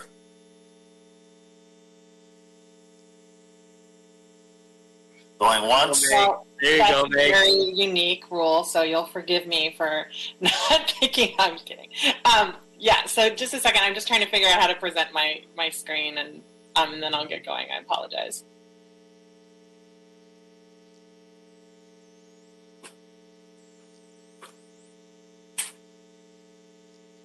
Okay, you should see the presentation now. It's coming up. Thank you. And for the record, the chair is the only entity here permitted to stumble through a presentation. Thank you very much. Proceed. Another unique execution. Sorry about that. There you go. Here we go. So this is, as requested, this is a report on the status update for the Memorandum of Understanding between the City of Los Angeles and the County of Los Angeles, which we have termed the COVID-19 Homelessness Roadmap. I will note that this is based on, we are submitting biweekly reports now on the status of the roadmap, and so this is based on the numbers that are in the report on the same council file that was released yesterday, February 24th. So every other Wednesday we will be releasing a similar report to what's on the file, and with updated numbers, particularly as we get closer to an upcoming deadline, which I'll get into here in a minute. So just as a review, the memorandum, the city and the county agreed to support 6,700 new interventions by December 16th of 2021. These 700 of these interventions are in existing agreements with the county and should be up and running by April 16th. And 5,300 new interventions we agreed to be up and running by April 16th as well of this year. And the remaining 700 additional new interventions would be open and occupiable by December 16th of 2021. These types of interventions that are included are things like rapid rehousing for the duration of the assistance, interim housing such as tiny homes, Project Home Key, sprung structures, a bridge home, existing permanent structures, safe parking, and other scattered site or permanent supportive housing. The target population for these interventions was agreed to be that people experiencing homelessness living within the city within 500 feet of the freeway, people who are experiencing homelessness who are 65 years of age or older, and other vulnerable people experiencing homelessness in the city of LA. The county's commitment to this memorandum of understanding is to provide up to 50% of operating costs, or $293 million over 5 years. In the first fiscal year, so fiscal year 2021, that commitment equates to $53 million plus an $8 million bonus if the April 16th deadline is met that I referred to on the previous slide. And for the following 4 fiscal years, fiscal year 21-22 through 24-25, $60 million annually. The note there, though, is that the county will deduct $10,000 for every new intervention below $6,000 that's not open and occupiable within 60 days of July 1st of each fiscal year. The city's commitment is to pay all the capital costs necessary to establish these new interventions and to pay 50% of operating costs up to $55 per bed per night, and 100% of those costs over $55 per bed per night. And that's estimated to be $300 million over 5 years. So to just lay out where we are now, there's 88,861 total interventions in development, and they're broken out by those categories that I discussed earlier in a couple of slides back here on in a little pie chart, just to show we are relying on a very diverse group of types of interventions, including rapid rehousing, Project Room Key, a bridge home, permanent housing, safe parking, interim housing, and Project Home Key. There's also, so just a subset of that is right now we are at 4,777 new interventions by April 16th, 2021. And this is a breakdown as well. This includes extensions, Project Room Key extensions, a bridge home, rapid rehousing, safe parking, a number of interim housing and pallet shelters. These are the types of interventions we expect to be open and occupiable right now by April 16th of 2021. And we will be, there's an additional, as the memo notes, there's an additional up to 3,000 additional new interventions that are in process that we're tracking closely as we become confident that those interventions can be completed by April 16th of 2021. We'll be adding them to this category. And you'll see those numbers updated on a biweekly basis, as I mentioned before. And so lastly, I just wanted to provide the committee with some pictures and examples of the types of interventions that we are included in the roadmap. So here you have a tiny home type project that was opened in CD2 earlier this month. It's 75 beds total. As you see, this one is utilizing pallet shelters or tiny homes. And it includes the tiny homes themselves, a common eating area or dining area, and trailers for administrative staff, laundry, and hygiene. And then we have a picture here on the inside of what one of the inside of the tiny homes looks like. This is an example of a project that was done by rehabbing an existing structure. This is the Lotus in Council District 14. It was actually, this one is a partnership between the city and the county. We're paying the leasing costs on this existing structure. The county paid the costs to do the tenant improvements to establish the beds and this administrative space in the site. And also they are paying for the operating costs. And this is an example of an abridged home sprung structure. This is on Eubank Avenue in Council District 14. It's 100 beds, and it opened in July of this year. So you can see the sprung structure is the dormitory area, and you can see what the inside looks like with these modular cubicles that are established. They're powered, and they provide a certain amount of privacy for the occupants. These sites also have outdoor common space.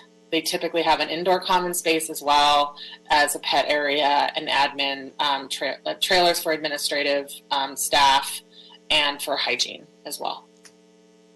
And then last, we just have a couple of Project Home Key examples. The Tita Inn in Council District 14 and Howard Johnson in Council District 3. These are 2 of 18 properties that were purchased by the City of LA for the Project Home Key program. So that concludes my presentation on the status of the roadmap. As I said, we are going to be providing updates on the numbers of the interventions that will be open by April 16th on a bi-weekly basis. We're tracking this very closely. There are a number of sites that are on the bubble right now. We're working to do everything we can to expedite to be able to meet that deadline by April 16th.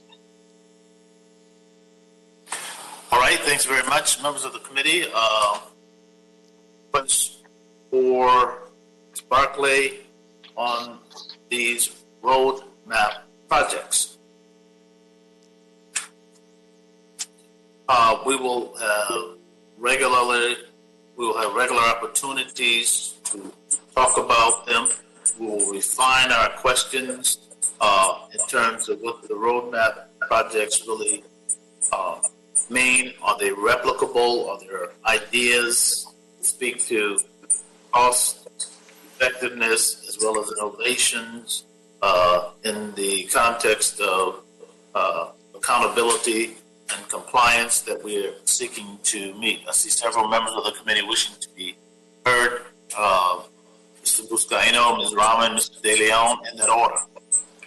Thank you, Mr. Chair. Thank you, Ms. Barclay, for the presentation. I want to bring us back to the November 5th, 2020 status conference in the LA Alliance case, when Judge Carter quoted, "Be prepared today when I ask, where are the beds?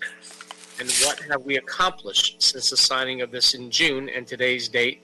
Because unlike other bodies where you can say that you are going to obligate yourselves and then later on say we made a mistake, if we're heading for a collision course in April with potential contempt findings, we might as well discuss that right now." End quote. Later on in the meeting, he said, Judge Carter, I quote, "You know I'm deeply concerned that I'm heading on a collision course with this council and the board in terms of a contempt proceeding in April unless this is completed." End quote. Later on in the hearing, in an exchange between Judge Carter and our colleague, Councilmember De Leon, quote, "The second thing you and I talk about was perfect, getting in the way of good. How are you going to get enough shelter quickly enough? Because these funds are allegedly committed. I keep hearing, oh, Judge, these funds are committed. But they are committed so far out that I need some kind of diversion to make this work or the city is going to be held in contempt. And in fact, it's no secret. And I know that Mike Fuhrer will take me up on the 9th Circuit on this. Each council person is going to be designated, so I don't want that to come as a surprise. And if that's improper, Mike, you know how to find the 9th Circuit. But I'm going to name the council people who aren't complying, not just the city, because in the past, the city could hide behind, the city is found in contempt. I'm going to look at each council district and name those council people who aren't complying." End quote. Members, I'm very concerned about missing this deadline, and I do not want to be held in contempt of court. So my question is, why is the city not on track to meet the April 16th deadline?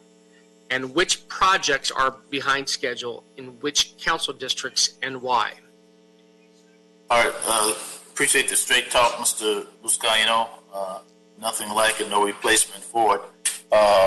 Madam City Attorney, a question that I would pose to you is Mr. Buscaino's talk too straight with respect to any particular exposures that may be occasioned. Hearing none, Ms. Barclay, answer the question as explicitly as you can. Sure. I can't speak to what the MOU itself between the city and the county, and that is what is governing this work, doesn't speak to a specific number of interventions in any one particular council district. It's not that specific. It's at the citywide level for these numbers of interventions. That said, I can't say, I'm not a lawyer, and I don't know what the implications as it relates to contempt of court might be, as if we are not able to meet this deadline. There are a number of pallet shelter sites that are currently, they have a notice to proceed. One of them is in your district, Mr. Buscaino, and a couple of others are in Council District 3. We're working on trying to expedite and have those open and occupiable by April 16th. It has to do with purchasing of switchgear and manufacturing of switchgear and getting sites energized by DWP in time. And we are watching this very closely. We meet weekly with all of the parties that are working on these to do everything that we can to bring those sites back, or to try and shave a few weeks off of the construction time schedule of these sites so that we can meet that deadline. It's just that at this point, we're not confident enough to include that in the sites that we expect to be open by April 16th. But as I said, every 2 weeks we will be updating this number and hope to be able to bring more of these sites into the April 16th, into that meeting that April 16th deadline. Ms. Barclay, if I may, in response to those who commented during public comment, thousands upon thousands of hotel rooms sit vacant today. We know that the hotel industry put out a request for information on those hotel operators, owners who would like to offer rooms. I believe we would need 500 units to meet that April 16th deadline. Otherwise, we miss out on the $8 million from the county. FEMA, we know, can cover 100% of the cost for both shelter and service.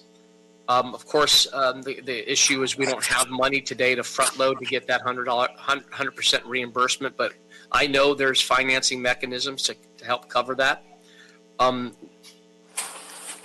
Why aren't we moving more quickly on trying to compel and bring in hotel operators to get these units? I feel that we know that today hotel operators are willing and able to help get at least this threshold. Hundreds of rooms are available. I don't still feel we don't need to commandeer anything, because we know hotel operators are anxiously awaiting to sign agreements to use their empty hotel rooms. And finally, why is there no information in this report about the status of projects in each respective council district and where they're located? This is public information that has been submitted to the court. And why isn't it in your report? Our constituents are frustrated because they don't think the city is doing anything, including those who call every single day to council meetings. Just like to know more on that piece. And lastly, I'm just very frustrated. As much as I love Rich Llewellyn, there's a lack of transparency here. And May, you are kick-ass. I appreciate you and your tireless effort on this. But in the future, I'd like to see Mr. Llewellyn attend these meetings. He is the appointed CAO, and he should be the one answering why I might be looking at being held in contempt of court. All right. Thank you, Mr. Buscaino. Ms. Barclay, the questions have been raised. Clerk will capture the questions that Mr. Buscaino has submitted, and I think they are worthy of a formal response from the Office of the CEO and coupled with the City Attorney, particularly as relates to the concerns around contempt of court.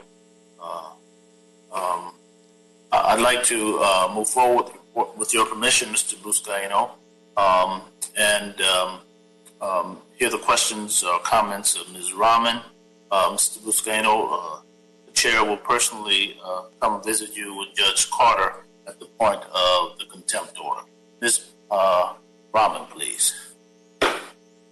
Hi, thank you so much for the presentation. I appreciated it. And just wondering how, I know that some of these numbers were arrived at based on the original focus in this case on people living near highway, people living in encampments that were located near highways. And I was just wondering, and then the number of interventions per district were also determined based on the number of people in those districts who were living in the relevant encampments. And so as we're trying to think about making sure that the process through this case results in people being able to access housing in the district, I'm curious about if there's an expansion or a change based on the judge's interests changing over time in terms of who the target populations that he wants to target are, how that will impact how people in our district who are experiencing homelessness have access to housing units, how that changes how we, how we're able to basically be in the priority lane for those as we're using the outreach teams that are being put towards this by LAHSA. Basically, like I see this, it's a little confusing for me, to be honest, the whole process. But like, if you have an outreach team that's provided to your district on the basis of the priorities determined by the case, and you have a certain number of housing units, ideally the outreach teams would be able to get people into those housing units, and they would have, outreach teams would have housing units to be able to offer to people, which is very exciting. So I just wanted to get a sense of how that changes if the targets change per council district as well. All right, thank you, Ms. Rahman. Ms. Barclay, can you respond to those questions? Sure. So again, I think that we are sort of the only guidepost we really have is what's in writing in the Memorandum of Understanding, which prioritizes people living near freeways. In order to change that, we'd have to renegotiate the MOU with the county, and the court signed off on the MOU as well as a condition of lifting a previous injunction, as I understand it. But please correct me if I'm wrong, Gita. So I think that in order to change that, we would have to renegotiate the MOU. Yeah. So as far as, but there are. So yeah, that would be my answer to your question. Sorry. And then pardon me, Ms. Barclay. Implicit in your answer, is there a recommendation with respect to the renegotiation of the MOU? At this point, we are moving forward to implement it as it is written. I think if that would be something that the council would like to reopen, then I think there could be, there may be some things that could be improved or changed about it that might address some of these concerns.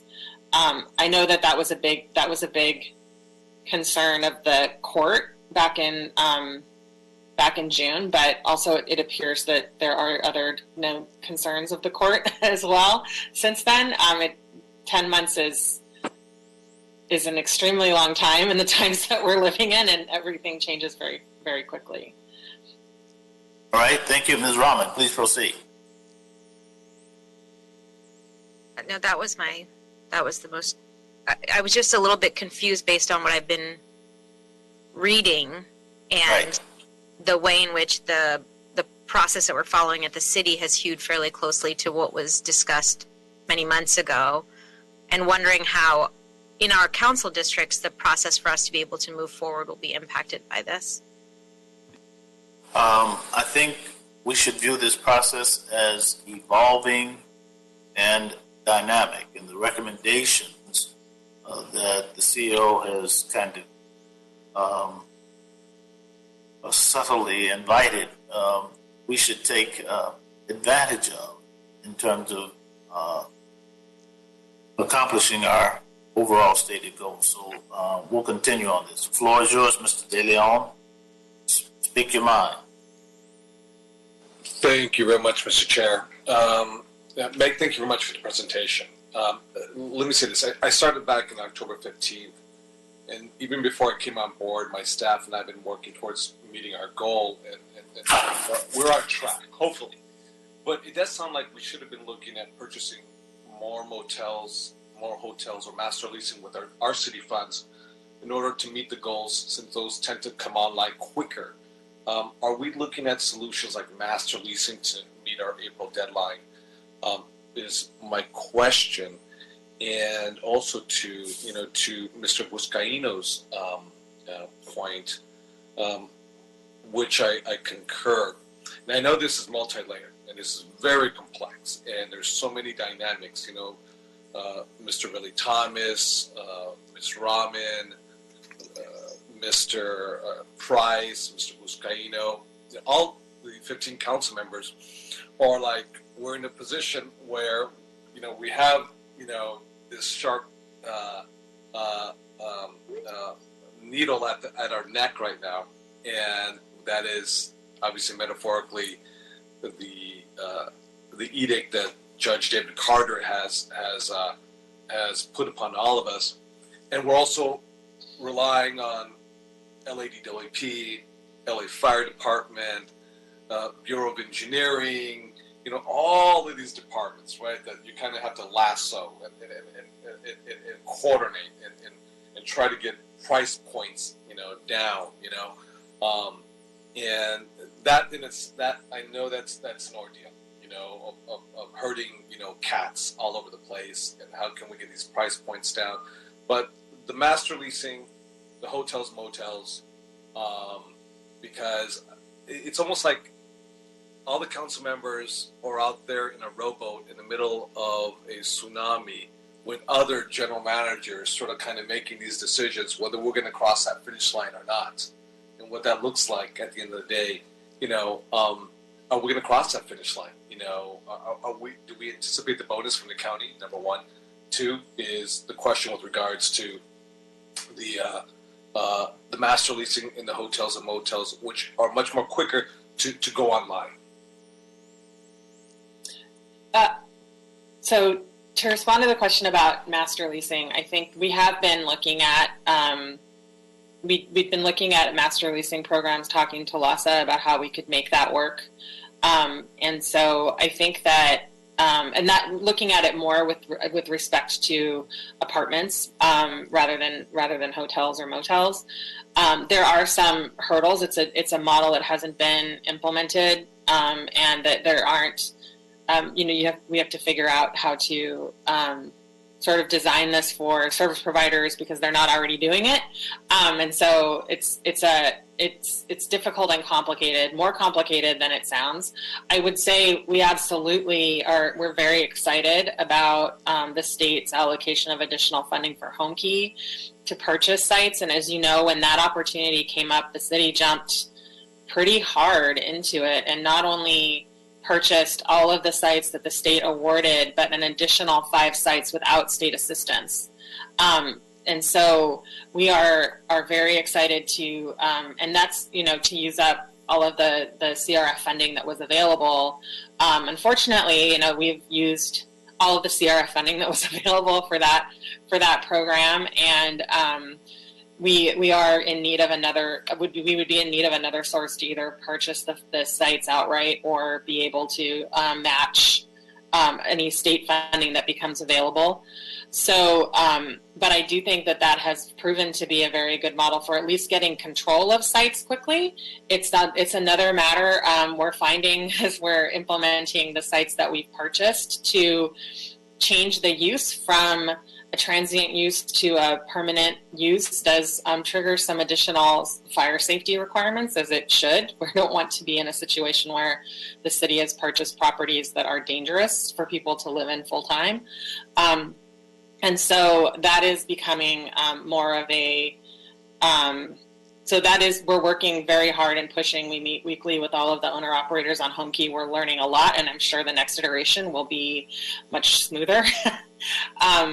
So yeah, we moved. I think that at this point, it is a question of the timing of the funding being available to make sure that we can maximize on the HomeKey. I know that Anne from HSID is getting ready to sort of lead the next push on when that state funding becomes available. That is that was a really amazing way to get a lot of units under control, and we're working really hard to get them open as soon as possible. All right, thanks very much. Ms. Rodriguez, the floor is yours. Thank you, Mr. Chair. Thank you, Meg, for everything that you do for us. I appreciate you. I have a question about our meeting the number based on our limits with capacity, and I'm going to frame it this way. So, for example, I opened up a Bridge Home site with 85 beds, but because of COVID, I have to have reduced capacity as a result. However, I did online 85 beds, right?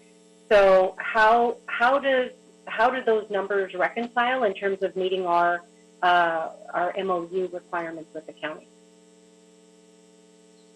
I know that, the city attorney is ultimately going to be the one that's making that, that is making that argument to the court. Our position I believe needs to be that we have constructed a number of beds. We can't construct to COVID standards, and because COVID will not, hopefully, knock on all of the work, will not be with us forever. And those units are, and also we don't, so we're building to the capacity of the standards that we have, and trying to get as many beds on every site that there is, so that when public health every site is inspected, will be inspected by public health to make those occupancy recommendations for the term of while these stay-at-home orders are in place, and so, or safer-at-home orders are in place. And so, as we don't believe that we should be. Nobody really believed, I think, that COVID was still going to be limiting occupancy 10 months out from when we signed this agreement. And so, I think that would be but I wouldn't want to go any further than that. The city attorney will be making that argument to the county and the court. No, thank you for that. It's just that's also, we have to just remember and keep that frame of reference that's also that's had implications for a lot of the work that we're doing. And that's also been a challenge. And so I just wanted to kind of raise that, because I recognize that that's been an impact in my district as well. Definitely. Thank you, Ms. Appreciate those insights, Councilmember Rodriguez. Members of the committee, I don't know that there are other questions or comments for the CAO at this moment. I would just simply say in the next report that we look at the roadmap. We want to look at a list of deadlines that should be kept in mind for us. And so in the presentation, Ms. Barkley put them up in big letters and so forth, so that we are focused in the appropriate manner. We thank you for your presentation. We look forward to the next opportunity to be heard. Let the record reflect that Mr. Buscaino made a request for an appearance of Mr. Llewellyn, and to the extent that is appropriate to be accommodated, we will pursue it accordingly. There's no more to come before us on item number 4, as no other member of the committee. Mr. De Leon, do you wish to be heard? Yeah, Mr. Chair, just real quickly, through the chair and the colleagues, I'd like to have the CAO, glad that Meg's still here with us, and Lassa report back on what we will do for beds that are still in the pipeline once we hit the 6,700 number, and what resources will be needed to ensure that we can bring all of those beds online and provide services for them. So if Meg and Lassa could, on the next meeting, if they could give us a report back, I'd appreciate that for all the committee members. I noted, Mr. De Leon, and that will be a part of the request from the committee to the respective departments to report in attendance regularly scheduled meeting. All right. That concludes the remarks on item number 4. Seeing that there's no other, we will note and file that item. We will now move to item number 11 at the request of Councilmember Rahman, who removed it from the consent calendar. Ms. Rahman. Yeah, I just had a question about this item and the amendment. And I know Councilmember Bustamante, you were one of the presenters on this. I had a question with the wording, which is the number and percentage of persons who reject services or housing or both. And, you know, outreach is something that I have cared about for a long time. I've talked about it. I have a motion that went through this committee last time that talked about the frequency of outreach, the consistency of outreach. One of the things I've noticed when I was working in my own neighborhood and when I was doing a survey of outreach in LA, when I worked at the CAO's office a long time ago, and when looking at the controller's report from 2018, which is the most recent, or 2019, which is the most recent survey of how our outreach services were being utilized in the city of Los Angeles, what we found was that, you know, outreach in many ways has been hard to monitor and hard to understand how consistently outreach workers are coming to particular encampments, whether they're coming frequently enough to develop those long-term relationships that are, you know, really needed in order to be able to help someone transition into services and into housing. And I know Councilmember Rodriguez has talked about this as well in terms of how we're able to make sure that that process is being followed, and also the outreach workers who are coming are able to offer real options to people who are experiencing homelessness. Like, do they have a place to go that is not a congregate shelter, which can often be very, which can be overwhelming for people if people have dogs or a partner or other pets. Congregate shelters can be problematic. So I just wanted to make sure that we were framing this motion in a way that reflected the challenges that we're facing with outreach. And Councilmember Ridley Thomas, I know that you offered an amendment, but I did just want to make sure that we were framing it from the perspective of, is our outreach good enough, and are we offering good enough options to people to enable them to move into services and move into housing quickly, effectively, and safely, as opposed to trying to identify who is offered a home and is rejecting it, because I think that's not reflecting the reality of what I've seen happening, in LA. And the controller's report that I referred to talked about the fact that close to 2/3 of connections between outreach workers and people experiencing homelessness in the city of Los Angeles happened exclusively in the context of an encampment cleanup. So that means they weren't going at another time. They were just going when those cleanups are happening. And you all know how frequently the cleanups are happening and how frequently people are coming out to encampments in the district. That, to me, is not an effective moment to assess whether someone is rejecting services or not. That an assessment there that says, I don't want services at that moment, that's not really a judge. That's not really an effective measure of whether someone is service resistant or not. And I just was wondering, I'm interested, I think the substance of this motion, which is how effective are the services that we're offering people functioning in the city of Los Angeles? Like, are we doing this right? I agree with that. In fact, I think we talked about that in the motion that I talked about last week. So I just love to make sure that the spirit of that question is preserved while making sure that we're not punishing people for providing services or doing outreach in a less than effective way in Los Angeles in this. So that's all. I just wanted to make sure that we flagged that and made sure that the amendment addressed that, if that's all right with you. It's fine. It is the intent of the amending language to address that. Let me offer it again and see if we are there. And Mr. Buscaino, do you wish to be heard? I do, but I'd like to hear the clarification of the amendment. Go ahead, Mr. Chair. Thank you.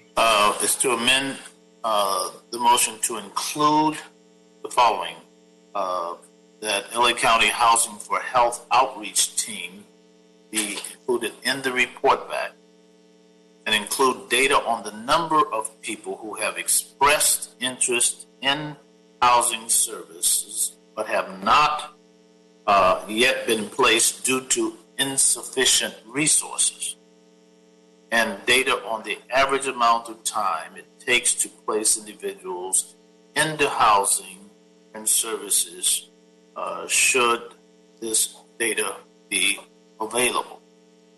In other words, what we are seeking to do is address and I'll just be explicit about it, the triggering language of service resistant.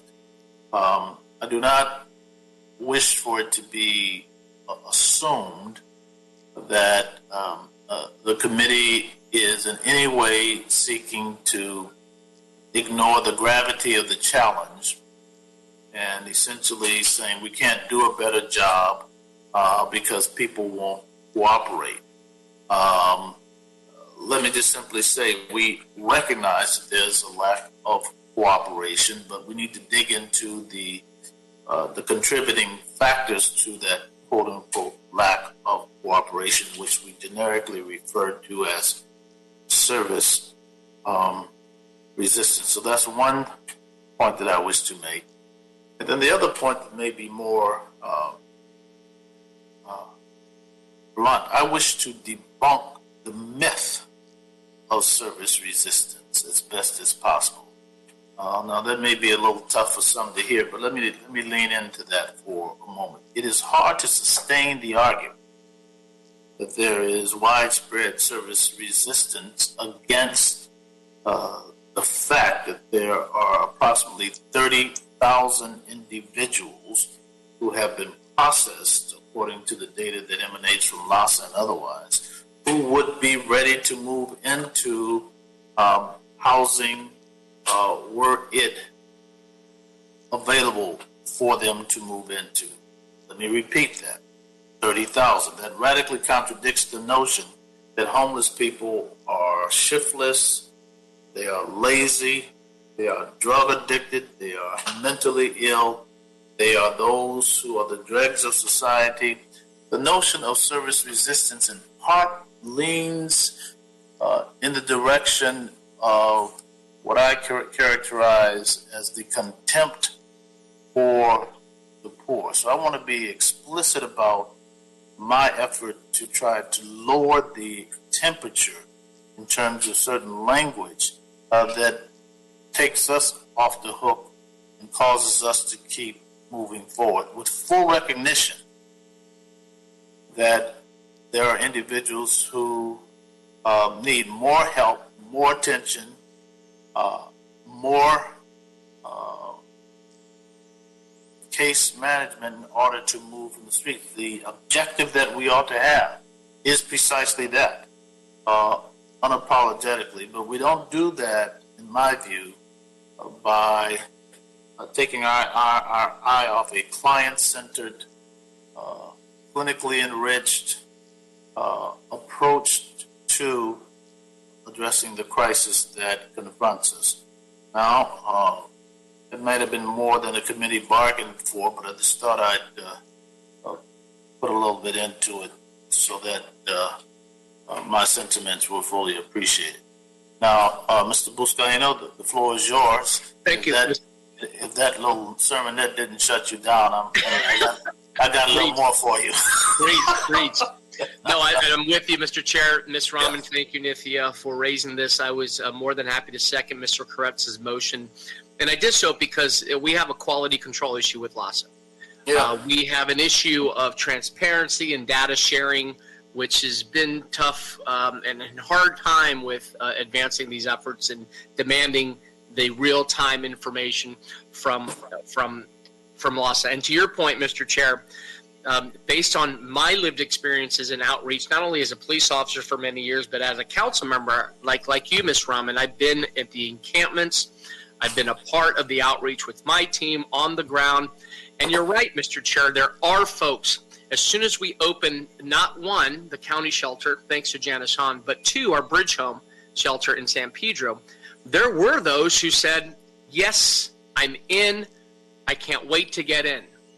But then you do have those individuals who refuse the shelter. And this is where we have to have the data capture. We have to capture the data, rather, where individuals who refuse a shelter, do not want the rules, who are considered by many in our city as quote-unquote urban campers, who want that free lifestyle, the lifestyle of no rules, no consequences. And this is where we need to know that, and we don't have that information. And as it relates to every neighborhood in Los Angeles is not the same. It's important to capture all the data pertaining to homeless outreach, especially housing services. Knowing what services have greater outcomes allows us to lead with services that are effective. And this is the reason why we have elevated this conversation through this motion. I appreciate the feedback from members. Thank you. Thank you very much. Well stated. Any other questions or comments from members of the committee before we move forward with item number 11? All right.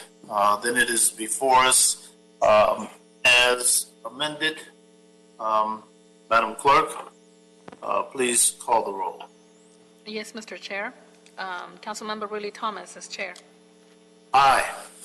Councilmember De Leon. Aye. Councilmember Buscaino. Aye. Councilmember Rodriguez. Aye. And Councilmember Rahman. I'm going to say no only because I just don't love the language on this. I agree with the substance of the idea that you're seeking the quality of the outreach, but I'm going to respectfully say no. Thank you. Thank you. Thank you very much. We have. All right. And the matter moves forward as amended. Thank you. All right. The item is moved forward as amended with 4 ayes and 1 no. Correct, Madam Clerk? That's correct, Mr. Chair. Thanks so very much. All right. Members of the committee, we have several items that will be continuing to come to the full council pertaining to street engagement. This motion, the Rahman motion, and more. And so we'll have another opportunity to give more thought to the discussion at hand. With that, Madam Clerk, is there any other business to come before the committee? The desk is clear, Mr. Chair. There's no other business. Well, thank you very much. We appreciate your deliberation today, your participation. The time is now 12:17, and we are adjourned. Thank you.